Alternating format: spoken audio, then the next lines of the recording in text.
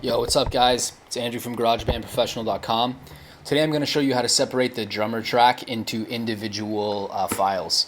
Or in other words, how to take a drummer track and then separate it into each individual part of the kit. So for instance, you have a track region for the kick, the snare, the hi-hat, the cymbal, the ride, the crash, and so on and so forth. Shout out to Federico from NovantUno. I don't know how to say their name. I don't know how to say the name of the band. It's in Italian. But yeah, check out their SoundCloud. I'll put the link in the video description. But anyway, so let's get into it. So first things first, in my article in the tips and tricks for the drummer track, I said that in order to turn your drummer track into a MIDI file, you copy and paste it. And yes, that's what you do. So you go like that, copy and paste it. Now normally what I did just there, it would turn it into a MIDI track, but because this is the drummer thing that my client sent me, Federico, it's not the project file, so it's not going to send the MIDI. It's not going to send the MIDI. It's just going to be the audio. But if you just have the regular project files and you do this, it'll turn it into MIDI. Anyway, so let's move on to let's just move on. So here's the drummer track, right? And I already have it converted into the MIDI. So I'm gonna mute that. Let's take a listen for a sec. Oops.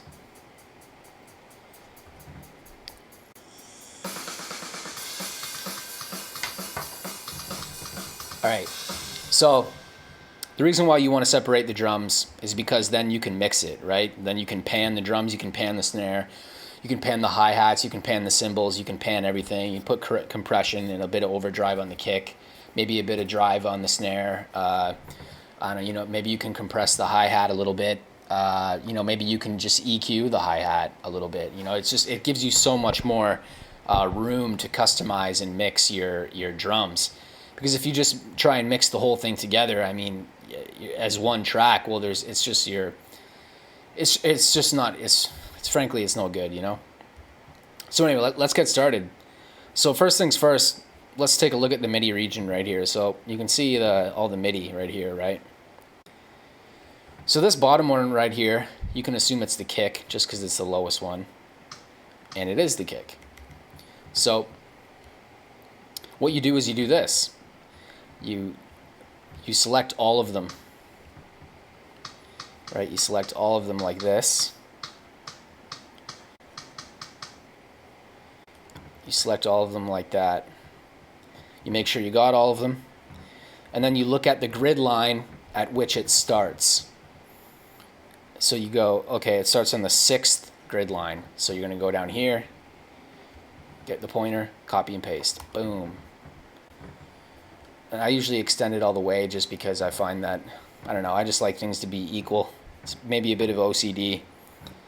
Anyway, so let's move this over to the 6th grid line.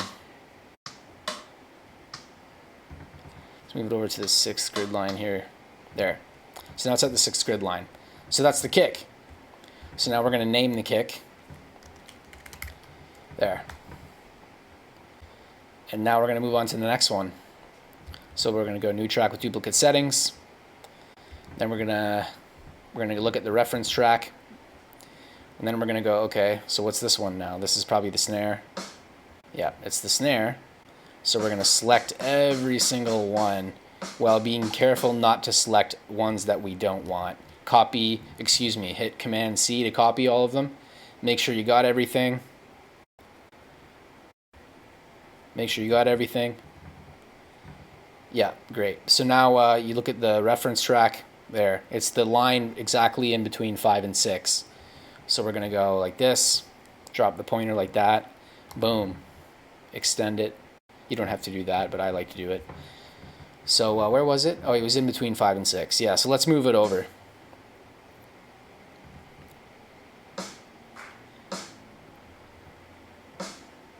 In between 5 and 6. There. There's your snare. Now remember, it's extremely important to label them. Extremely important because it's a nightmare. I mean, if you don't label your tracks, good luck, man. Yeah. So anyway, as you can see, this is quite time consuming. But I mean, it's worth it, man. Like it's 100% worth it. Definitely worth your time. In fact, it's not even worth it. It's essential. It's essential. All right, so now we're going to move on to the next part of the kit. So I usually just go from bottom to top, frankly. Not always, though. Let's do this one next. I believe these are the hi-hats, judging just by how many of them there are. Yeah. Or it's not the hi-hat, it's the, I forget what it's called. I'm not a drummer, so I don't really know what the names of all the instruments are. I just said schmar. Anyway, so let's select all of them while being careful not to select the ones we don't want.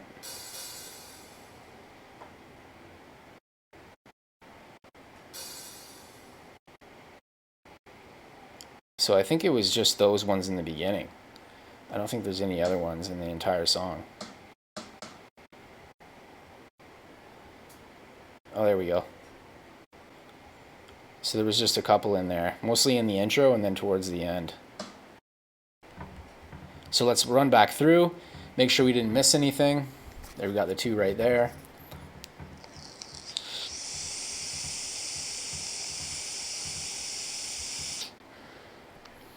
Command C. Now let's call it the soft hi-hat. We'll call it that, just to distinguish it from the others. Differentiate it, excuse me. So we're going to go drop the pointer, then we're going to go Command V. There we go. So now we're going to look at the reference track. And at which point does it start? It starts right on the first grid line. So let's go down here. Yeah, it's exactly in the first grid line. Okay. So now we're going to move on to the next. And you just keep going, man. Like, you just keep going until you're all the way at the end. I'll usually leave the toms for last.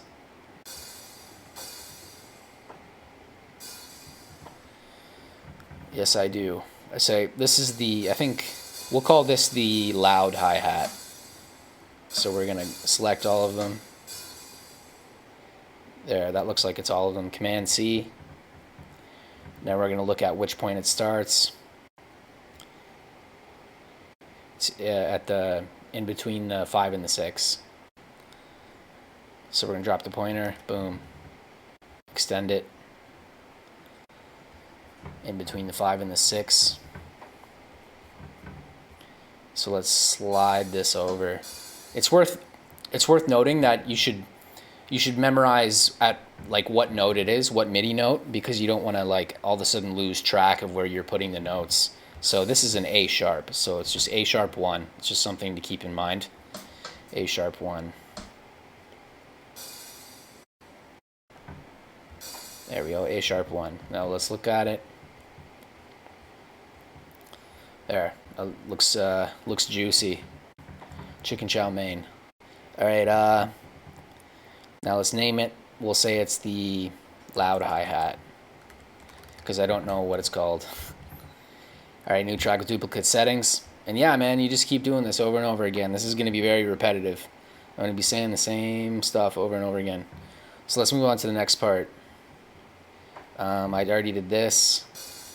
Let's do the next one. That's like a tom, I believe. Yeah, that's a tom. So I usually, what I said before was wrong. I don't usually go from top to bottom. What I really do is I go by the how many there are.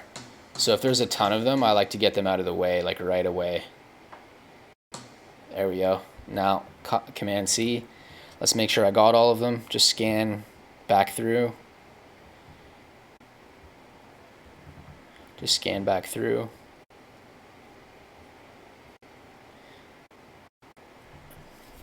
It's C2, that's the MIDI note, and it starts at 62. Starts at 62. Drop the pointer, Command V.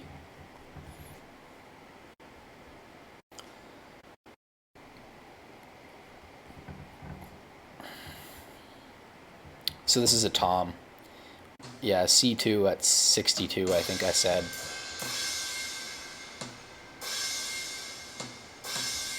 C2 at 62, there we go. Excellent.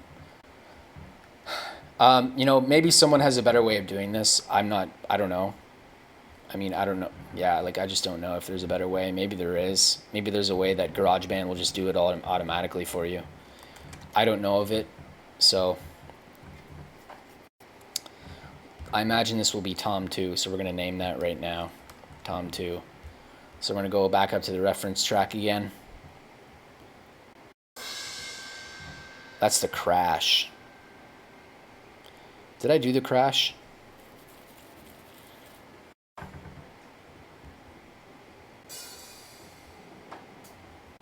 don't think I did. Yeah, let's do the crash. So this is the crash. I believe that's what it's called. So it's, what note is that? C sharp 2. So let's select all of them. Command C. And it starts exactly on 6. So let's name it. That's the crash.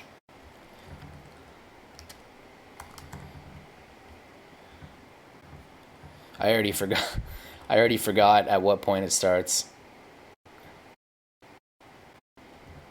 Let's look back at it again. Yeah, it starts at 6 and it's C sharp 2. Yeah. Starts at 6, C sharp 2. Starts at 6, C sharp 2. C sharp 2 starts at 6. There we go. C sharp 2 starts at 6. I don't know about you, but I repeat it. I just repeat things out loud. I find that it sticks in your mind better. New track with duplicate settings. All right, let's move on to the next part of the kit. So we just did the crash. There's one at the very beginning of the drums. There's a hi-hat, or I forget what it's called. I don't know what it's called at all. I think it's a cymbal. Yeah, it's a cymbal. So let's just name this the cymbal, and we'll get that one over with right away. Let's copy and paste it. Remember, I said that I like to extend it all the way. I just find it looks cool. Looks better. Let's find out which point it starts at, though. It starts at 2. It's F2, and it starts at 2. F2, and it starts at 2. There. All right, let's move on to the next part. That's the crash. Or that's the crash, excuse me. This is the hi-hat. So that's pretty much everything. And we did that tom already.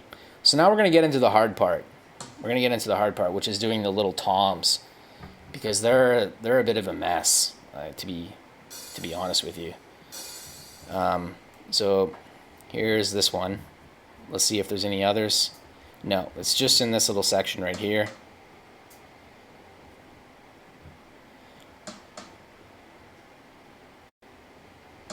Yeah, so Command C, it's Command C, so it's A1, that's the note. It's A1, Command A1, and it starts at one line before 62 and 62.3. One line before exactly halfway. The chance of me remembering that in the next 3 seconds is probably 0. Alright, so there we go. So now we're going to move this over. What was it again? A1, and then it was A1.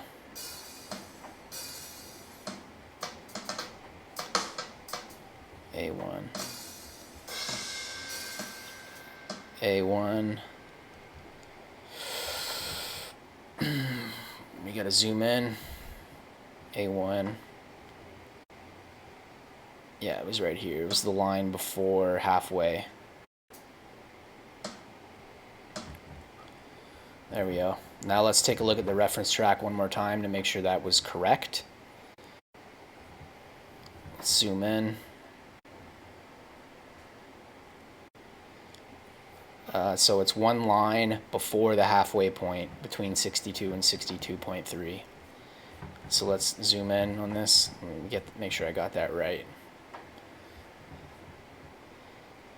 One line before 62 and 63. Yeah, 62.3. All right, so we're going to move on to the next tom. Make sure you label that. So that's tom 2. That's tom 2. So let's just move this over right now and get it right beside the other tom. There. And then let's go back up here. So now we're going to move to the next part of the tom. It's looking like it's just these two notes right here. Oh no, that's the hi-hat thingy.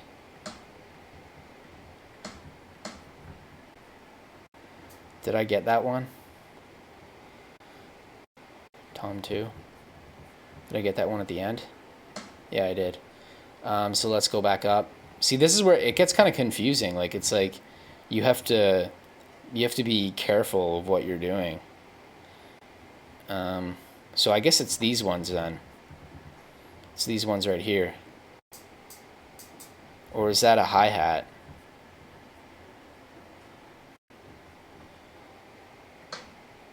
Alright, let's just do these toms instead. Let's just do those toms right there. Let's get the toms out of the way, because they're a nightmare. They're a nightmare. So that's tom 3. So new track with duplicate settings. Boom. Let's label that. Drop the pointer. Bam. There we go.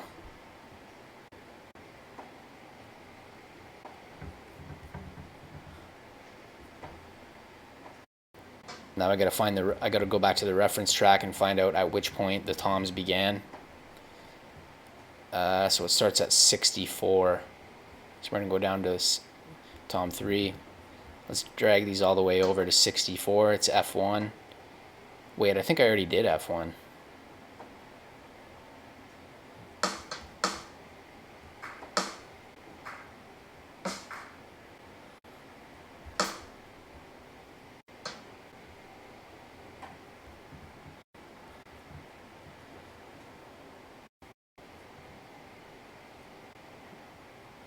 Or I guess I didn't. Huh. See, that's where it gets a bit tricky, you know. So that, and then there's this added snare. I think it's a snare. It's a different kind of snare. So let's select it. Let's make sure there's no other on that line. So we're going to call it Snare 2. New track with duplicate settings. Rename it Snare 2. Copy and paste, extend it. Then we're going to look at the reference track, find out at which point it started. It starts in between, it starts 2 lines before 62.3.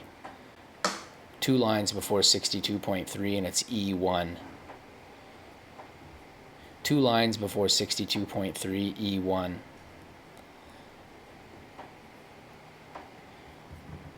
2 lines before 62.3, E1.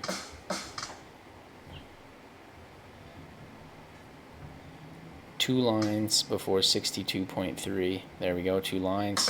Let's bring it up to E1. There. Did I get the other one? Yeah. Okay, so that's snare 2. And I think we're starting to get close now. We're starting to, I think that's almost all of them.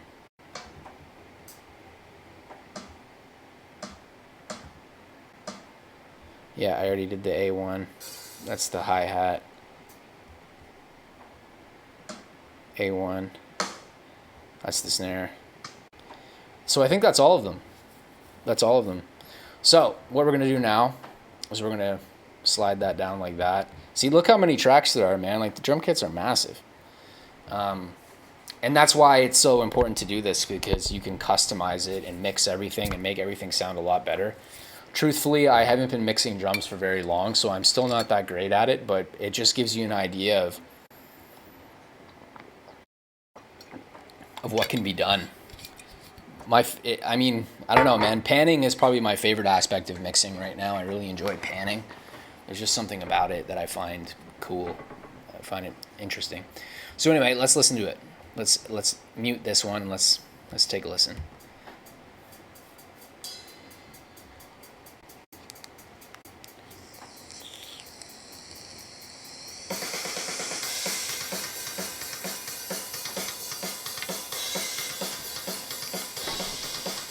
Sounds all right to me. Sounds all right to me. All right. So that's it for this video. It took 20 minutes exactly to do that. So, I mean, it doesn't take a terribly long time, but, you know, 20 minutes out of your time. But, you know, as I said before, it's essential. It's essential if you want a dope mix. So, yeah, I'm going to call it in for today. And, yeah, make sure you check out my website at garagebandprofessional.com. Check out NovantUno. And, yeah, I'll see you in the next video.